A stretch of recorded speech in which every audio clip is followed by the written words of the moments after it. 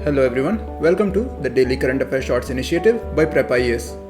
इस इनिशिएटिव में हम कवर करते हैं ऐसे इंपॉर्टेंट टॉपिक्स जो हाल ही में करंट अफेयर्स में रहे हैं और आपके यूपीएससी प्रीलिम्स प्रिपरेशन के हिसाब से इंपॉर्टेंट है। So let's quickly take a look at the topics that we will be covering in today's video. So these are the topics that will be covered in today's video. So let's quickly start with the first topic, and the first topic is voting is a sentimental right. तो Supreme Court of India ने हाल ही में ये कहा है कि electoral roll में शामिल होना और वोट डालना ये ना सिर्फ एक कॉन्स्टिट्यूशनल राइट है बल्कि अपनी नेशनैलिटी और देशभक्ति दिखाने का एक सेंटिमेंटल एक्सप्रेशन भी है। और इसके साथ ही उसने इलेक्शन कमीशन ऑफ इंडिया के कुछ रिसेंट स्टेप्स को क्रिटिसाइज भी किया है।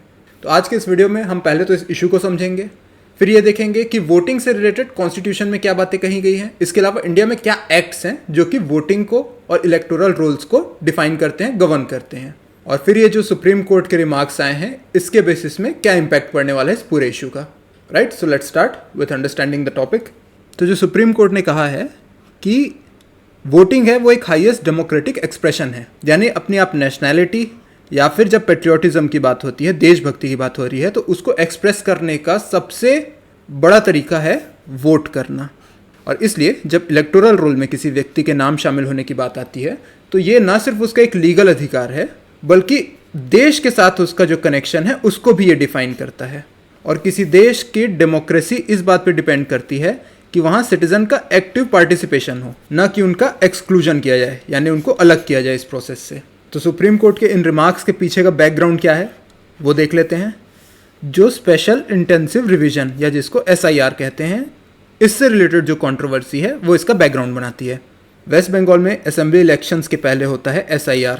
इस प्रोसेस में लगभग 34 लाख वोटर्स को रिमूव कर दिया जाता है वहाँ के इलेक्टोरल रोल से, यानी कि अब वो वहाँ पे वोट ही नहीं डाल सकते हैं। और इसके पीछे जो इलेक्शन कमीशन ऑफ इंडिया है वो कारण बताती है लॉजिकल डिस्क्रिपेंसीज। अब ये जो लॉजिकल डिस्क्रिपेंसीज की कैटेगरी डाली गई जिसके आधार पे इन सभी वोटर्स को हटाया गया है, ये कैटेगरी यूनिक है सिर्फ वेस्ट बंगाल के लिए, यानी कि इस कैटेगरी को यूज़ करके पूरे देश के किसी और स्टेट में कहीं भी वोटर्स को नहीं हटाया गया है। ये कैटेगरी ही इंट्रोड्यूस की गई है वेस्ट बंगाल में और इसके आधार पे 34 लाख वोटर्स को हटा दिया गया। और इसके अलावा इस केस की सुनवाई के दौरान जो इलेक्शन कमीशन ऑफ इंडिया है उसने वादा किया था कि जो 2002 के इलेक्टोरल रूल्स हैं उसके आधार पे जो वोटर्स थे उसमें रजिस्टर्ड उनको कंटिन्यू किया जाएगा, यानी कि उन्हें इस इलेक्टोरल रोल से नहीं हटाया जाएगा। लेकिन बाद में जब ये एक्सरसाइज की गई तो 2002 के जो इलेक्टोरल रोल्स में वोटर्स थे उनको भी हटा दिया गया। तो ये एक जो नॉन यूनिफॉर्म क्राइटेरिया फॉलो किया इलेक्शन कमीशन ऑफ इंडिया ने लॉजिकल डिस्क्रिपेंसीज का। इसके अलावा जो 2002 के इलेक्टोरल रोल के वोटर्स को भी हटा दिया। इन दोनों इश्यूज पे सुप्रीम कोर्ट का रिमार्क आया है। तो एग्जैक्टली सुप्रीम कोर्ट ने क्या कहा है वो हम देख लेते हैं। तो पहले तो जो इंपॉर्टेंट बात सुप्रीम कोर्ट ने कही, जो हमने जिसके साथ स्टार्ट किया आज का टॉपिक, कि ये राइट टू वोट और इलेक्टोरल रोल में आपका नाम शामिल होना, ये दोनों आपके कॉन्स्टिट्यूशनल और सेंटिमेंटल राइट्स हैं। इसके अलावा जब भी एडमिनिस्ट्रेशन की तरफ से किसी भी प्रकार का जस्टिफिकेशन आता है तो वो हमेशा फेयरनेस के प्रिंसिपल को फॉलो करना चाहिए। फेयरनेस यानी कि उसमें पारदर्शिता होनी चाहिए, ट्रांसपेरेंसी होनी चाहिए, उन्होंने जो भी लॉजिक दिया है उसमें। अब इस जो पर्टिकुलर केस में देखा गया कि 34 लाख वोटर्स को हटा दिया गया है, तो ऐसे मास एक्सक्लूजन्स हैं ये किसी भी इलेक्शन की क्रेडिबिलिटी को क्वेश्चन कर सकते हैं, specially in case of tight contests. यानी कि अब यहाँ पे जो चुनाव के रिजल्ट आएंगे उस पर आसानी से भरोसा नहीं किया जा सकता क्योंकि एक बहुत बड़े चंक ऑफ वोटर्स को ऑलरेडी हटाया जा चुका है। फिर एक बात जो सुप्रीम कोर्ट ने कही है वो कहा है कि ड्यू प्रोसेस फॉलो होना चाहिए और वेरिफिकेशन है, it can not replace a proper hearing. अब ये वाला पॉइंट सुप्रीम कोर्ट ने क्यों कहा है, क्योंकि जब SIR रिविजन्स का फर्स्ट राउंड चला था वेस्ट बंगाल में तो बहुत सारे वोटर्स को बाहर किया गया। फिर ये मामला कोर्ट तक पहुंचा कि इतने सारे वोटर्स अचानक से कैसे बाहर हो गए हैं। तो इलेक्शन कमीशन ऑफ इंडिया ने कहा कि ये फर्स्ट राउंड था, एक सेकेंड राउंड भी होगा। इस दौरान जितने लोगों को जो भी कंप्लेंट्स हैं वो कंप्लेंट आप फाइल कर लीजिए और हम उसके बेसिस में अब आपका प्रॉपर हियरिंग करेंगे और तय करेंगे कि आपका नाम इस वोटर लिस्ट में होगा या नहीं होगा। जब सेकेंड राउंड चला तो सेकेंड राउंड में जहां प्रॉपर हियरिंग होनी थी वहां पे प्रॉपर हियरिंग ना होकर सिर्फ एक वेरिफिकेशन प्रोसेस बन के रह गया। इसका मतलब क्या हुआ, मान लीजिए कोई व्यक्ति है, उनका नाम वोटर लिस्ट से हट जाता है, अब वो इसके लिए कंप्लेंट रजिस्टर करते हैं।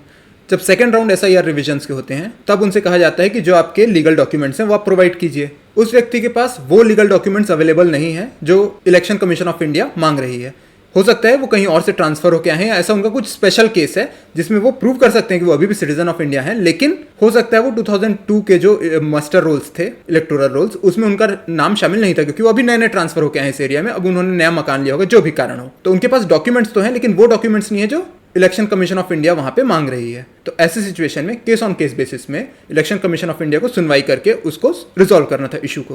पर यहां पे क्या प्रोसेस फॉलो हुआ कि सुनवाई ना होके सिर्फ वेरिफिकेशन प्रोसेस हुआ, यानी कि इलेक्शन कमीशन ऑफ इंडिया के पास एक लिस्ट ऑफ डॉक्यूमेंट्स थी। इलेक्शन कमीशन ऑफ इंडिया ने देखा कि क्या ये सभी डॉक्यूमेंट्स इनके पास अवेलेबल हैं, अगर नहीं है तो उस पर्टिकुलर केस के मेरिट पे ना देखते हुए सिर्फ एक चेकलिस्ट बना दी गई और ये डॉक्यूमेंट्स नहीं है, इस बेसिस में इलेक्टोरल रोल से नाम हटा दिए गए। इस बात पे सुप्रीम कोर्ट ने ऑब्जेक्शन दिया कि आपको सिर्फ एक वेरिफिकेशन प्रोसेस नहीं बनाना है, आपको बनाना है प्रॉपर हियरिंग के लिए एक प्रोसेस। और अगर कुछ स्टैंडर्ड डॉक्यूमेंट्स किसी व्यक्ति के पास नहीं है और उनके पास कोई दूसरा तरीका है अपनी सिटीजनशिप प्रूव करने का, तो आप उस तरीके को फॉलो कीजिए और उनका नाम इलेक्टोरल रोल में रजिस्टर कीजिए। और इस पर सुप्रीम कोर्ट ने एक जो बात कही है कि इसमें जो मीन्स हैं वो फेयर होने चाहिए, नॉट जस्ट द एंड्स। यानी कि जो आपका फाइनल रोल है इलेक्टोरल रोल, वो तो इम्पार्शियल बननी ही चाहिए, लेकिन वहां तक पहुंचने के लिए आपने जो प्रोसेस फॉलो किया है वो भी फेयर होना चाहिए। और कुछ कंसर्न्स बताए हैं कोर्ट ने, तो वो क्या कंसर्न्स हैं? पहला तो यूज ऑफ लॉजिकल डिस्क्रिपेंसी, जो हमने अभी पहले बताया था कि ये जो लॉजिकल डिस्क्रिपेंसी का एक क्राइटेरिया या कैटेगरी यूज की गई है, बाकी किसी जगह इसको यूज नहीं किया गया किसी भी स्टेट में, तो इसका कोई लीगल या यूनिफॉर्म बेसिस नहीं है। तो ऐसे आर्बिट्ररी कैटेगरीज लगा के आप लोगों का नाम नहीं हटा सकते। इसके अलावा जो आपने बात कही थी कि 2002 के जो रूल्स हैं उनमें इंक्लूडेड वोटर्स का नाम नहीं हटाया जाएगा, जबकि आपने उनका नाम हटा दिया है, तो ये भी चीज़ अब अलाउड नहीं है। इसके अलावा जितनी ये कंप्लेंट्स आई हैं, जो अभी अपील्स पेंडिंग भी हैं, इसकी क्वांटिटी बहुत ज़्यादा है, तो इनको आप इतने आसानी से नहीं सुलझा सकते, आपको थोड़ा टाइम लेना पड़ेगा इस प्रोसेस को फॉलो करने के लिए। फिर जो हमने केस देखा था कि हियरिंग होनी चाहिए वाला, तो पर्सनल हियरिंग ना होकर क्या किया गया, सिर्फ वेरिफिकेशन का प्रोसेस फॉलो किया गया। इसके कारण क्या हो गया, बहुत सारे नाम ऑटोमेटिकली डिलीट हो गए, जबकि इनको प्रॉपर हियरिंग का मौका मिलना चाहिए था। और अगर ये प्रूव कर पाते कि इनको इस इलेक्टोरल रोल में इनका नाम ऐड किया जाना चाहिए, तो उस मेरिट बेसिस पे केस बाय केस इनको सॉल्व करना चाहिए था, पर ये नहीं किया गया। तो इस प्रोसेस पे भी सुप्रीम कोर्ट को आपत्ति है। तो ये तो कोई फाइनल जजमेंट नहीं है, सुप्रीम कोर्ट इसमें भी और सुनवाई करेगी और जो भी फाइनल जजमेंट होगा इससे निकल के आएगा वो हम आपको तब एक्सप्लेन करेंगे जब भी आता है। तो अभी आपके लिए एज यूपीएससी एस्पिरेंट्स ये जानना जरूरी है कि कॉन्स्टिट्यूशन में क्या कहा गया वोटिंग के बारे में और इससे रिलेटेड क्या एक्ट्स हैं इंडिया में। तो देखिए, कॉन्स्टिट्यूशन में इससे रिलेटेड हम लोग 3 आर्टिकल्स पढ़ लेते हैं, आर्टिकल 324, 325 और आर्टिकल 326। 324 बोलता है कि सुप्रिटेंडेंस एंड कंट्रोल ऑफ इलेक्शंस किसके अंडर होगा, हमेशा इलेक्शन कमीशन ऑफ इंडिया के हाथ में है। आर्टिकल 325 बोलता है कि एक सिंगल इलेक्टोरल रोल बनने वाला है ताकि कोई डिस्क्रिमिनेशन ना हो सके। और आर्टिकल जो 326 है ये देता है यूनिवर्सल एडल्ट सफरेज, यानी कि कोई भी 18+ ईयर्स का व्यक्ति है वो वोट डाल सकता है चुनाव में, अनलेस कोई स्पेसिफिक डिस्क्वालिफिकेशन हो उनके अगेंस्ट, तो कोई भी 18+ एज का व्यक्ति एलिजिबल है इंडिया में वोट डालने के लिए। ये तो हुए कॉन्स्टिट्यूशन के आर्टिकल्स। अब देख लेते हैं इंडिया में से रिलेटेड क्या एक्ट्स हैं। तो पहला तो है रिप्रेजेंटेशन ऑफ पीपल एक्ट 1950। ये क्या गवर्न करता है, ये जो इलेक्टोरल रोल्स जो कि अभी यहाँ पे पूरा मुद्दा है, और वोटर एलिजिबिलिटी, इन दोनों से रिलेटेड जो लॉज हैं वो आते हैं रिप्रेजेंटेशन ऑफ पीपल एक्ट 1950 से। इसके जस्ट बाद आता है रिप्रेजेंटेशन ऑफ पीपल एक्ट 1951, जो किससे डील करता है, इलेक्शन कंडक्ट से और डिस्प्यूट रेजोल्यूशन से। तो ये दोनों चीजें याद रखिएगा कि जब भी इलेक्टोरल रोल या फिर वोटर एलिजिबिलिटी की बात होगी तो 1950 की बात हो रही है, और 1951 में आ जाता है इलेक्शन का कंडक्ट और डिस्प्यूट रेजोल्यूशन। फिर इसके अलावा 2 रूल्स हैं, इसमें से इंपॉर्टेंट आपके लिए है कंडक्ट ऑफ इलेक्शन रूल्स जो कि 1961 का है, जिसमें voting process, counting, EVM, VVPAT usage, इन सब की बात की गई है। मेन आपके याद रखने के लिए 2 ऊपर के एक्ट हैं, जो 1950 वाला है और 1951 वाला है, और ये 1961 के जो रूल्स हैं इनको भी आप याद रख सकते हैं। ठीक है, तो थोड़ा सा ये हीटेड इशू है, इस पर अभी आगे और डिबेट होनी बाकी है, और सुप्रीम कोर्ट इस पर जो भी डिसीजन देने वाली है वो हम लोग फिर से कवर करेंगे जब भी इसका डिसीजन आता है। चलिए, तो अब देख लेते हैं इससे रिलेटेड एक प्रैक्टिस क्वेश्चन। तो ये मेंस ओरिएंटेड प्रैक्टिस क्वेश्चन होने वाला है, आप आंसर राइटिंग की प्रैक्टिस के लिए इसको यूज कर सकते हैं। क्वेश्चन है, administrative efficiency in electoral roll management can not override the principle of fairness, inclusion and due process. Examine this statement with reference to challenges in electoral roll revision in India. Right, तो इसको आप answer करते वक्त SIR वाला भी पूरा issue समझाएंगे कि क्या है, बैकग्राउंड क्या है, फिर सुप्रीम कोर्ट का जो रिसेंट डिसीजन आया है उसको अगर आप कोट कर सके तो और अच्छी बात है, और साथ ही इंडिया में क्या एक्ट्स हैं, कॉन्स्टिट्यूशनल आर्टिकल्स हैं इससे रिलेटेड, वो भी आप बताते चलें। Right, so try to practise this question and now let's move to the second topic. The second topic is BCG vaccine. तो इंडिया ने हाल ही में लगभग 13 टन बीसीजी वैक्सीन भेजी है अफगानिस्तान में उनके पब्लिक हेल्थ सिस्टम को सपोर्ट करने के लिए. तो क्या होती है बीसीजी वैक्सीन, किस डिसीज को फाइट करने के लिए इसको यूज किया जाता है और कैसे वर्क करती है वैक्सीन, ये सभी हम लोग इस टॉपिक में देखने वाले हैं. तो ये जो बीसीजी वैक्सीन है ये ट्यूबरकुलोसिस को काउंटर करने के लिए यूज की जाती है. ट्यूबरकुलोसिस यानी कि टीबी. अब टीबी क्या होता है? तो ये एक इन्फेक्शियस डिसीज है and it is caused by Mycobacterium tuberculosis. तो नाम से ही पता चल रहा है कि ये क्या है, एक बैक्टीरिया है. टीबी किसको इफेक्ट करता है? तो ये तो हमको पता है कि ये लंग्स को इफेक्ट करता है, लेकिन इसके अलावा ये दूसरे ऑर्गन्स में भी स्प्रेड हो सकता है. इसका ट्रांसमिशन कैसे होता है? तो एयर बॉर्न ड्रॉपलेट से होता है. यहाँ पे आप इमेज में भी देख पा रहे हैं कि अगर एक व्यक्ति को ऑलरेडी टीबी है तो उनके स्नीज करने से जो ड्रॉपलेट्स हैं वो एयर में आ जाते हैं और इस एयरबॉर्न ड्रॉपलेट्स के थ्रू अगर ये दूसरे व्यक्ति के सिस्टम में एंटर कर जाएं तो अब उनको भी टीबी हो सकती है. और हमारे साउथ एशियन कंट्रीज के लिए टीबी एक बहुत बड़ा बर्डन होता है. इंडिया में तो ये बर्डन है ही एक सिग्निफिकेंट, और यहाँ पे जो अफगानिस्तान की बात कर रहे हैं जिनका भी पाकिस्तान से लगातार कन्फ्लिक्ट भी चल रहा है, वहाँ के लिए तो ये और बहुत बड़ा खतरा बन जाता है. तो ऐसे केस में इंडिया ने इनको 13 टन ऑफ बीसीजी वैक्सीन भेजी है जो कि टीबी को काउंटर करने के लिए यूज होती है.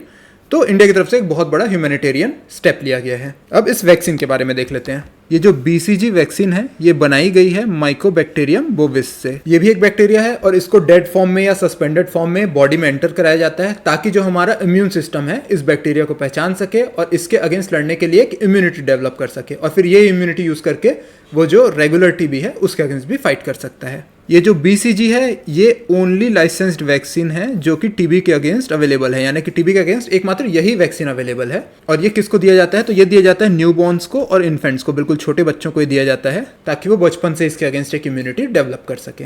इसका प्राइमरी ऑब्जेक्टिव ही ये होता है कि जो टीबी है वो चिल्ड्रन में सीवियर रूप ना ले पाए. खास करके जो टीबी एंडेमिक रीजन्स होते हैं जहाँ पे टीबी बहुत ज़्यादा मात्रा में फैला होता है वहाँ पे बच्चों को ये देना काफ़ी ज़रूरी हो जाता है. तो इसका वर्किंग मैकेनिज्म क्या है वो तो हमने पहले ही देख लिया था कि वीक फॉर्म ऑफ बैक्टीरिया है वो हमारे बॉडी में एंटर कराया जाता है ताकि हमारा जो इम्यून सिस्टम है वो उसको समझ सके और उससे लड़ने की क्षमता विकसित कर सके. इसी को सेल मेडिएटेड इम्यूनिटी कहते हैं. एडल्ट्स के केस में ये उतना इफेक्टिव नहीं होता है, इस कारण बच्चों को ही यानी कम एज में ही इसको एडमिनिस्टर कर दिया जाता है. और किसी भी कंट्री का जो नेशनल टीबी कंट्रोल प्रोग्राम है उसका ये बैकबोन होती है बीसीजी वैक्सीन. और हमारा जो नेशनल टीबी एलिमिनेशन प्रोग्राम है उसमें भी ये बहुत इंपॉर्टेंट रोल प्ले करती है. राइट. तो इस टॉपिक से सिर्फ इतना ही है. आपको ये पता होना चाहिए कि जो टीबी है वो किसके द्वारा कॉज की जाती है, यानी कि एजेंट क्या है उसका, पॉजिटिव एजेंट. इसके अलावा इससे लड़ने के लिए जो वैक्सीन बनी है वो आपको पता होनी चाहिए और इंडिया ने अभी हाल ही में किस कंट्री को ये सप्लाई की है. चलिए अब आ जाते हैं आज के लास्ट टॉपिक में. And the last topic of the day is cinematograph act 1952. तो रिसेंटली एक तमिल फिल्म है जननायगन, उसके रिलीज होने के पहले ही वो फिल्म को लीक कर दिया गया है. तो हमारे लिए ये इंपॉर्टेंट हो जाता है समझना कि इंडिया में पायरेसी के अगेंस्ट यानी कि एंटी पायरेसी क्या लॉ है, फिर इस लॉ के अंडर क्या क्या कवर होता है, इसके प्रोविजंस क्या क्या हैं और पायरेसी को ये कैसे काउंटर कर रहा है. तो चलिए देख लेते हैं इस लॉ को. तो जिस लॉ की बात हो रही है वो है सिनेमेटोग्राफ एक्ट 1952. इस एक्ट के अंडर ही फिल्मों को सर्टिफिकेशन दिया जाता है. सर्टिफिकेशन देने का काम कौन सी बॉडी करती है? तो central board of film certification. यहाँ पे आप इमेज में देख पा रहे हैं ये जो यूए ये वाला सर्टिफिकेट आप यूजुअली हर मूवी के पहले देखते हैं. तो ये सर्टिफिकेट कौन पास करती है? तो central board of film certification इसको पास करती है. अब इस बॉडी के बारे में थोड़ा सा देख लेते हैं. क्योंकि ये इस सिनेमेटोग्राफ एक्ट 1952 से बनी है इसका मतलब ये क्या हो गई, ये एक स्टैट्यूटरी बॉडी हो गई क्योंकि एक एक्ट से बनी हुई है. फिर ये वर्क करती है ministry of information and broadcasting के अंडर में. हालांकि ये अपने आप में एक इंडिपेंडेंट बॉडी है, यानी कि गवर्नमेंट इसको नहीं बोल सकती कि इस फिल्म को पास कीजिए ना या इस फिल्म को पास मत कीजिए. इसके लिए बाद में एक अमेंडमेंट भी लाया गया था, वो भी हम अभी देखने वाले हैं. पर ये समझ लीजिए कि ये एक स्टैट्यूटरी बॉडी है, एक क्वाजी जुडिशियल बॉडी है, यानी कि हियरिंग भी कर सकती है, कोर्ट की तरह काम कर सकती है और ministry of information and broadcasting के अंडर वर्क करती है. इसके जो मेंबर्स होते हैं, जो चेयरपर्सन होते हैं, उनको सेंट्रल गवर्नमेंट अपॉइंट करती है. तो इतना ही कंट्रोल होता है सेंट्रल गवर्नमेंट का इस बॉडी के ऊपर.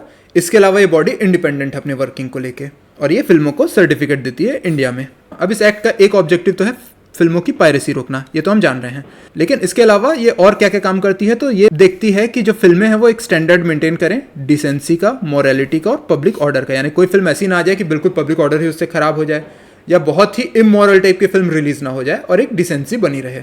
और इसके अलावा जो भी एज बेस्ड सर्टिफिकेशन है वो यही बॉडी तय करती है कि किस फिल्म को किस कैटेगरी में रखा जाएगा. अब इसके अंडर जो हमने एज सर्टिफिकेशन की बात की है उसमें क्या क्या कैटेगरीज हैं? एक तो है यू यूनिवर्सल, यानी हर एज ग्रुप के व्यक्ति इसको देख सकते हैं.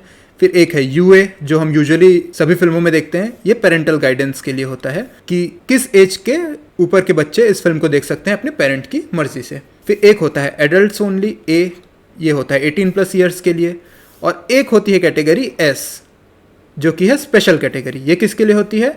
ये ऐसे रिस्ट्रिक्टेड फिल्म्स के लिए होती है जो कि सिर्फ कुछ प्रोफेशनल ग्रुप्स के लिए हो, जैसे कि सिर्फ डॉक्टर्स इस फिल्म को देख सकते हैं या सिर्फ साइंटिस्ट देख सकते हैं, रिसर्च पर्पस से बनी होती है ये फिल्म। इस फिल्म को कोई भी नॉर्मल पब्लिक नहीं देख सकती, इसको जो उस फील्ड से रिलेटेड व्यक्ति हैं वही अपना सर्टिफिकेशन दिखा के देख सकते हैं। अब जो हमारा आज का की इशू है उसको देख लेते हैं कि एंटी पायरेसी के लिए इसमें क्या प्रोविजंस हैं। अगर अनऑथोराइज रिकॉर्डिंग की जाती है, यानी कि सिनेमा हॉल में कोई बैठ के किसी मूवी की रिकॉर्डिंग कर रहा है, तो उसको स्ट्रिक्टली प्रोहिबिट करता है ये एक्ट। फिर अगर ऐसे पायरेटेड कंटेंट को वो सर्कुलेट करने की कोशिश करते हैं तो उसमें भी उनके ऊपर पेनल्टी बनेगी। और सक्सेसफुल रिकॉर्डिंग है इसके लिए एकमात्र पैरामीटर नहीं है, अगर आपने सिर्फ कोशिश भी की है इसको रिकॉर्ड करने की तो भी ये अब एक पनिशेबल ऑफेंस कहलाएगा। और इसके लिए पनिशमेंट क्या है? तो इम्प्रिजनमेंट हो सकता है आपको minimum 3 months up to 3 years का, मॉनेटरी फाइन्स हो सकते हैं 3 लाख रुपए से शुरू होके 5% ऑफ जो ग्रॉस प्रोडक्शन कॉस्ट है उस मूवी का, इतना तक आपके ऊपर फाइन लगाया जा सकता है। इसके बाद 2023 में इसके एक अमेंडमेंट भी लाया गया था, उससे कुछ लॉज भी चेंज किए गए जो पहले नहीं थे एग्जिस्टिंग। अब जो नई फिल्में हैं उनको जो सर्टिफिकेट मिलते हैं वो लाइफ टाइम वैलिडिटी के मिलते हैं। इसके पहले क्या होता था, हर 10 साल में जो सर्टिफिकेट है वो रिन्यू कराना पड़ता था, तो अपने आप में ये थोड़ा सा इशू क्रिएट कर रहा था। मान लीजिए कोई एक मूवी रिलीज होती है, अब आज से 15 साल बाद गवर्नमेंट बदल जाती है, फिर ये मूवी अपना सर्टिफिकेट रिन्यू कराने के लिए जाती है।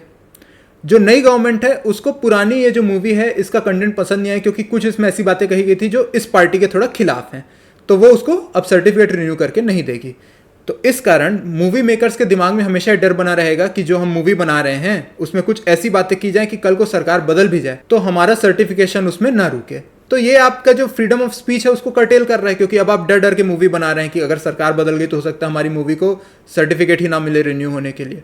तो ऐसा डर मूवी मेकर्स के दिमाग में ना हो, उनको पूरी फ्रीडम ऑफ स्पीच मिले और वो आसानी से अपना जो भी विजन है, जो भी थॉट्स हैं उसको एक्सप्रेस कर पाएं। इसलिए ये वाला रूल लाया गया है कि अब लाइफ टाइम आपको अगर एक बार सर्टिफिकेट मिल गया तो वो आपका लाइफ टाइम वैलिड रहेगा। ठीक है, उसके बाद एक थोड़ा सा ये नीश वाला यहाँ पे एक केस है कि अगर किसी मूवी को ए या फिर एस सर्टिफिकेट दे दिया गया है ना, एडल्ट या फिर स्पेशलाइज्ड वाला सर्टिफिकेट मिल गया है, तो ऐसी मूवी को अब आप टेलीविजन या फिर अदर प्लेटफॉर्म में ब्रॉडकास्ट नहीं कर सकते। अगर आप फिर से चाहते हैं उसको रीसर्टिफाई करके कैसे भी करके यूए की कैटेगरी में ले आए तो उसमें आपको कुछ नेसेसरी एडिट्स करने पड़ेंगे ताकि वो इसके लिए एलिजिबल हो। इसके अलावा जो एक इंपॉर्टेंट इसमें लाया गया था 2023 अमेंडमेंट में एक प्रोविजन, वो ये था कि जो सेंट्रल गवर्नमेंट है अब वो इसमें आके रिवीजन नहीं कर सकती। यानी कि जो मेन इशू वही हो रहा था कि गवर्नमेंट आके नई मूवीज को या तो सर्टिफिकेट रिन्यू नहीं करती थी या फिर कुछ चेंजेस करने को बोल देती थी, क्योंकि गवर्नमेंट उनकी बात से सहमत नहीं है, क्योंकि वो किसी पार्टी से बनी है और हो सकता है उस पार्टी के अगेंस्ट कुछ अगर मूवी में दिखाया गया है तो कई बार सर्टिफिकेट इशू होने में या रिन्यू होने में प्रॉब्लम होती थी। तो 2023 के अमेंडमेंट से क्लियर कर दिया कि सेंट्रल गवर्नमेंट अब इससे अलग रहेगी। जो बॉडी बनाई गई है CBFC वो ही तय करेगी कि ये मूवी फिट है कि नहीं सर्टिफिकेट पाने के लिए। इसके अलावा यहाँ पे कॉपीराइट एक्ट है जो 1957 का, उसके रिलेटेड भी कुछ प्रोविजंस हैं कि इन मूवीज को या फिल्म कंटेंट को आप यूज कर सकते हैं अपने खुद के प्राइवेट स्टडी के लिए, या अगर आपको उसका क्रिटिसिज्म या रिव्यू देना है तो उसके कुछ पार्ट्स आप यूज करके दिखा सकते हैं और न्यूज रिपोर्टिंग में इसको यूज कर सकते हैं। तो ये फेयर यूजेज के अंदर आता है, इतना अलाउड है।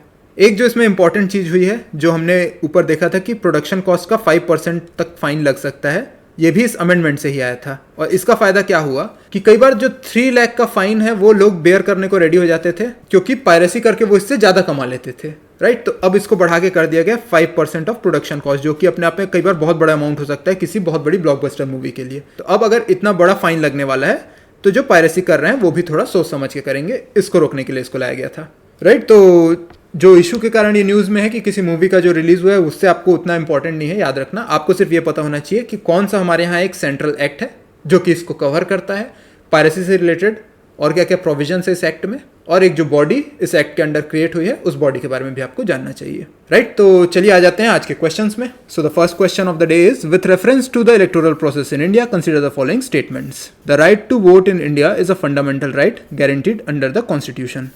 No person can be excluded from the electoral roll on grounds only of religion, race, caste or sex. The preparation of revision of electoral rolls are governed by the Representation of People Act 1951. तो तीनों statement को read कीजिए और answer करने की कोशिश कीजिए। चलिए तो अब इसका आंसर देख लेते हैं। The right to vote in India is a fundamental right guaranteed under the Constitution. सुन के एक बार में सही लग रहा है स्टेटमेंट, लेकिन इस बात को ध्यान दीजिएगा कि यहाँ पे कहा गया है फंडामेंटल राइट। फंडामेंटल राइट नहीं है, कॉन्स्टिट्यूशनल राइट है। ठीक है, तो ये स्टेटमेंट हो गया रॉन्ग। सेकंड स्टेटमेंट बोलता है no person can be excluded from the electoral roll on grounds only of religion, race, caste और सेक्स, तो ये तो सही है। फिर थर्ड स्टेटमेंट बोलता है the preparation and revision of electoral rules are governed by the representation of people act 1951, तो अभी हमने इसको देखा था कि ये 1951 का नहीं है, 1950 का है। ठीक है, तो इसलिए ये स्टेटमेंट भी रॉन्ग हो गया। तो करेक्ट स्टेटमेंट सिर्फ स्टेटमेंट 2 है, तो इसका आंसर हो जाएगा बी। चलिए अब आ जाते हैं सेकंड क्वेश्चन में। कंसीडर द फॉलोइंग पेयर्स, यहाँ पे 2 लिस्ट दी गई हैं, एक है डिसीज की, एक है कॉजेटिव एजेंट की। आपको मैच करना है दोनों कॉलम्स को। तो चलिए अब सॉल्व करके देख लेते हैं। जो टीबी है वो तो हमने अभी देखा है कि वो बैक्टीरिया के द्वारा कॉज किया जाता है, राइट। इसके अलावा मलेरिया आपको पता होगा कि प्रोटोजोआ कॉज करता है। मिनीमाता डिसीज है, ये एक मेटल पॉइजनिंग से होता है। और बच गया हेपेटाइटिस बी, तो ये अपने आप में एक वायरस है। तो इसका आंसर हो जा रहा है ए का 2, बी का 1, सी का 3 और डी का 4, तो आंसर ए है। Right, so these were all the topics for today. Try to write the main practice question that I had given in the first topic, and I'll see you tomorrow with some new topics. Till then, take care.